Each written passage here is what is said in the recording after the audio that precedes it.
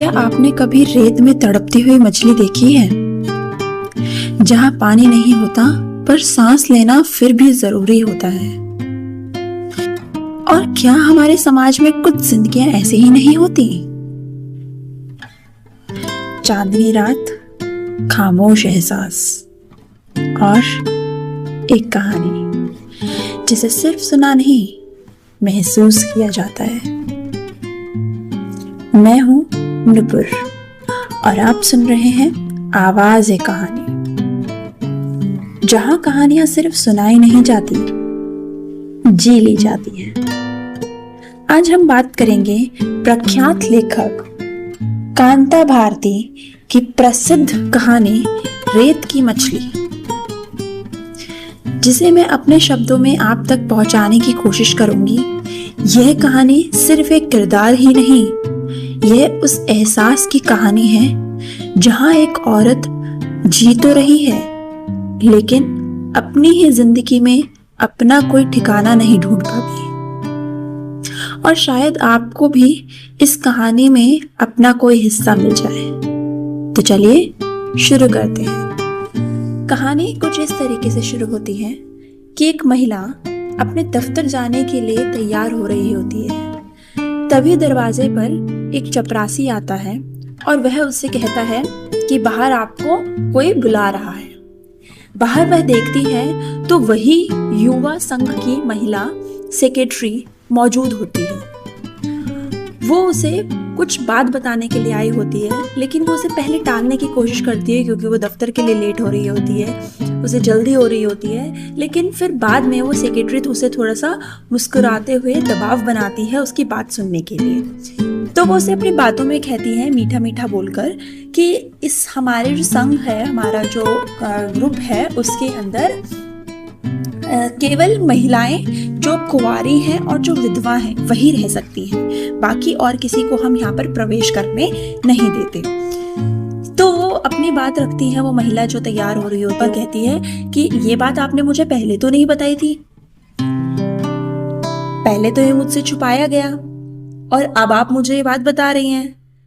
और वो अपनी सफाई पेश करते हुए कहती हैं कि वह पिछले 5 साल से बिल्कुल अकेली रह रही है। वो बात नहीं सुनती है और वो कहती हैं कि देखिए ऐसा है, हमारे यहाँ यही रूल है, यही कायदा है और हम इसी कायदे पर चलेंगे। तो वो थोड़ी सी चिड़चिड़ी और झुंझलाहट में और गुस्से में आ जाती है और गुस्से में वो अपना सारा सामान वहीं पे पैक करने लग जाती है और बोलती है मैं यहाँ पर 1 महीना तो क्या, मैं यहाँ पर 1 दिन भी रहना पसंद नहीं करूंगी। और वो बस अपने सामान को पैक करते हुए इधर उधर बिखेरती हुई जैसे तैसे अपना सामान पैक कर लेती है और अपनी एक दोस्त कुमुद को कॉल करती है, फोन करती है और उसे बोलती है यहाँ आने के लिए और उसे ले जाने के लिए। कुमुद कुछ देर में आती है और उसे अपने साथ ले जाती है।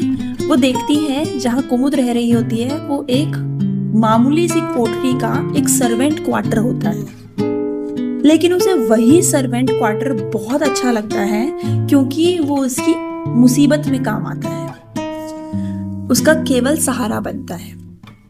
फिर क्या होता है, वो अपने कुछ सोच रही होती है वहीं पे खड़ी खड़ी और सोच सोच में वो अपनी पुरानी यादों में खो जाती है। पुरानी यादों में उसे इलाहाबाद का एक सड़क के किनारे एक नीला मकान याद आता है जहां पर वो पहले रह रही होती थी।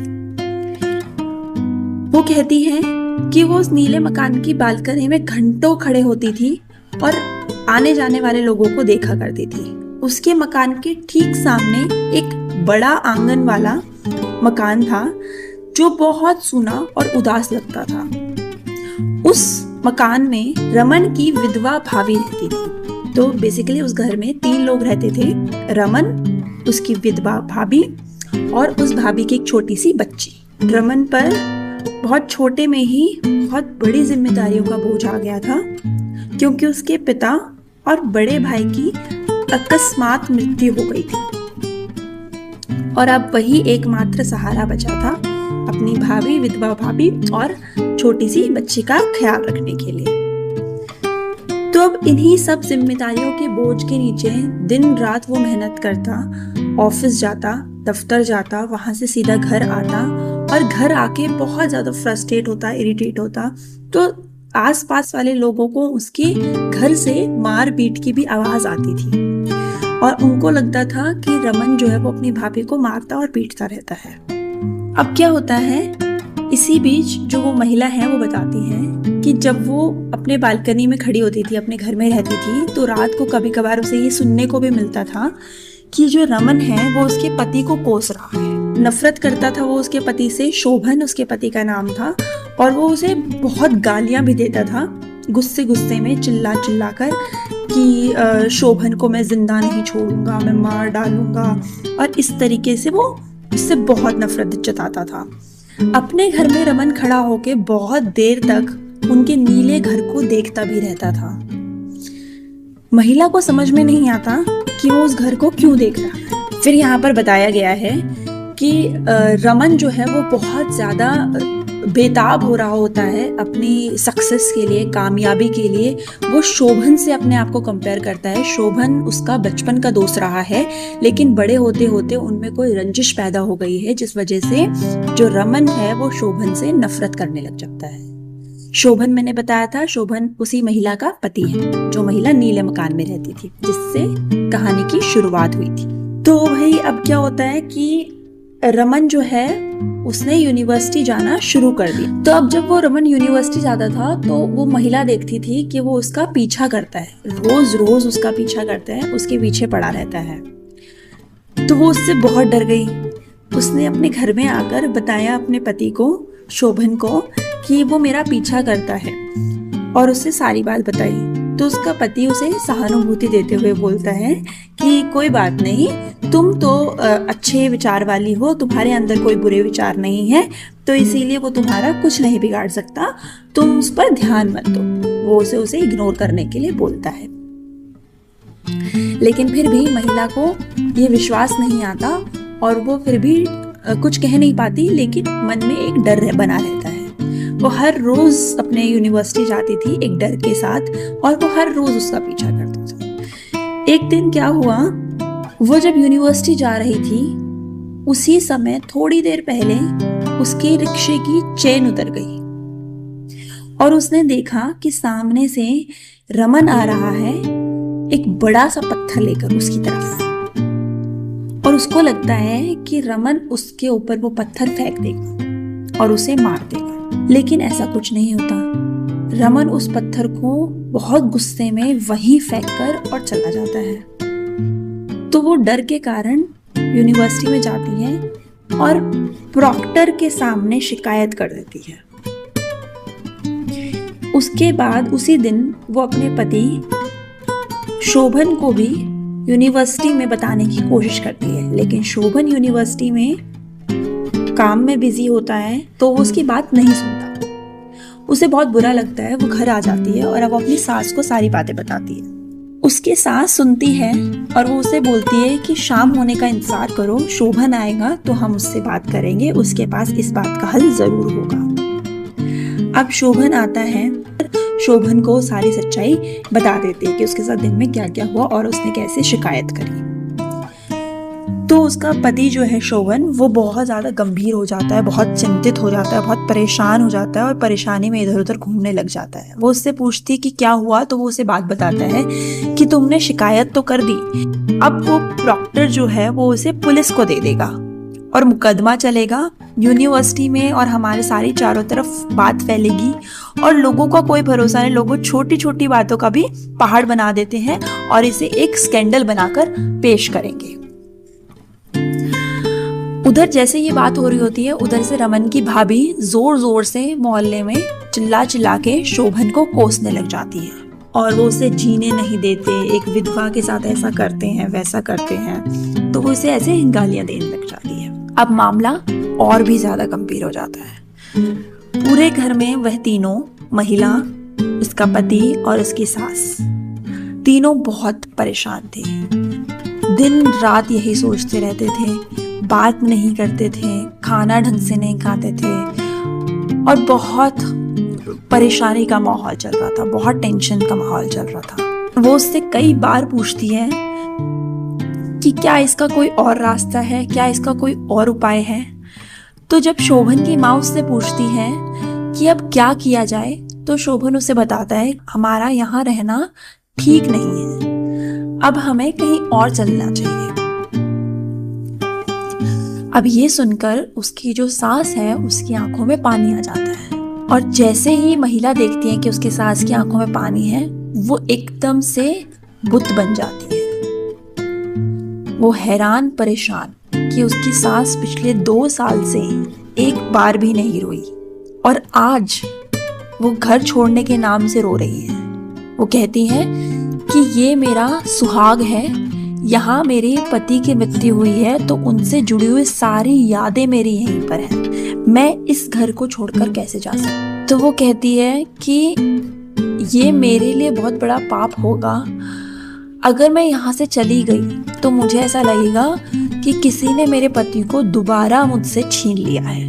इस बात को सुन के जो महिला है वो बहुत ज्यादा दुखी, परेशान, लेकिन कुछ नहीं कर पाती है। फिर एक सुबह उसका पति बाहर जाता है उसका पता लेने कि उस केस का क्या हुआ। घर में आता है तो वो बताता है कि जो मुकदमा है उसमें एक समझौता हुआ है कि वो मुकदमा वापस ले लिया जाएगा अगर रमन माफी मांग लेगा तो वो महिला सोचती है कि रमन क्यों ही माफी मांगेगा, वो तो पागल हो चुका है, उसे तो कुछ समझ में नहीं आता है, वो तो तर्क वितर्क करने के भी लायक नहीं है। तो कुछ महीने ऐसे ही बीत जाते हैं। उसके बाद रमन थक हार के माफी मांग लेता है, क्योंकि उसे डर रहता है कि उसकी यूनिवर्सिटी की नौकरी भी छूट जाएगी। तो दिन ऐसे ही बीतते जाते हैं। उसको लगता है कि अब सब कुछ ठीक हो गया है, अब सब आगे बढ़ गए हैं और हम इस मकान को छोड़कर चले जाएंगे। तभी उसके जो पति है वो एक मकान ढूंढ लेता है। उसकी यूनिवर्सिटी के पास ही एक बस्ती में एक कोठी का खाली हिस्सा मिल जाता है उनको किराए पे। लेकिन उसकी जो बूढ़ी माँ थी वो दिन पर दिन और बूढ़ी होती जाती है, इसी टेंशन में, इसी फिक्र में कि उसे वहां से जाना पड़ेगा, और वो वहां पर अकेली जगह पर जहाँ पर उसकी कोई यादें नहीं है, अपनी पति की यादों से दूर वो कैसे रह पाएगी। बस यही सब सोचते सोचते दिन पर दिन उसकी सास और दुबली पतली, परेशान, थकान से आंखें सूजी हुई, चेहरा मुरझाया हुआ, दिन बीतते जाते हैं। महिला ये सब देखकर और परेशान होती जाती है, लेकिन वो कुछ कर नहीं सकती। यहाँ पर उसकी मजबूरी बताई गई है, उसकी स्थिति बताई गई है कि कैसे वो चाहती तो बहुत कुछ करना है, लेकिन कहीं ना कहीं वो इन सब चीज़ों का जिम्मेदार अपने आप को मानती है कि अगर वो कंप्लेंट नहीं करती तो उसका पति और उसकी सास इतना परेशान नहीं होते, उन्हें घर छोड़कर जाना नहीं पड़ता। लेकिन क्योंकि वो इतनी डरी हुई थी और उसको वही सही लगा तो उसने वही किया। और अब जब सब कुछ हो चुका है तो अब भी उसके हाथ में कुछ नहीं है, अब भी वो कुछ नहीं कर सकती सिवाय परेशान होने के, सिवाय अपने पति अपनी सास का दुख दर्द में साथ देने के। उस परेशानी को खत्म नहीं कर सकती। तो दिन बीतता है और वो दिन आ जाता है जब उनको शिफ्ट होना होता है। तो उसका पति कहता है कि हम सारे सामान यहीं रख कर जाएंगे, थोड़ा सा सामान अपना काम का लेकर जाएंगे बस, और बाकी सब यहीं छोड़ देंगे। जब ये घर बिकेगा तब हम सारा सामान वहां पर लेकर जाएंगे। तो वो अपना सामान तांगे पर रख देते हैं और तीनों के तीनों सबको, आस पड़ोस के लोगों को हाथ जोड़कर विदा लेते हैं। इतने में ही जो कुमुद है उसकी दोस्त है, वो उसे हिलाकर बोलती है चल खाने का टाइम हो गया। तो उसे झटके से वो अपनी यादों से बाहर आती है और फिर खाना खाने के लिए वो लोग बैठ जाते हैं। उसके मन में एक बात चल रही होती है, महिला के मन में, और वो अपनी सखी से, अपनी दोस्त से पूछना चाहती है क्या कभी कोई भी अपने पुराने और बुरी यादों से पीछा छुड़ा पाता है? क्या कोई तरीका है? तो ये था इसका पार्ट 1 चैप्टर 1। क्या हुआ ऐसा, परिस्थितियां इतनी खराब हो गई कि वो संभाली नहीं गई और अब वो महिला अपने आप को रेत की मछली मानती है। क्यों? आप सुन रहे थे ये कहानी कांता भारती, रेत की मछली, मेरे शब्दों में। मिलते हैं कल दोबारा ठीक 10 बजे। शुभ रात्रि।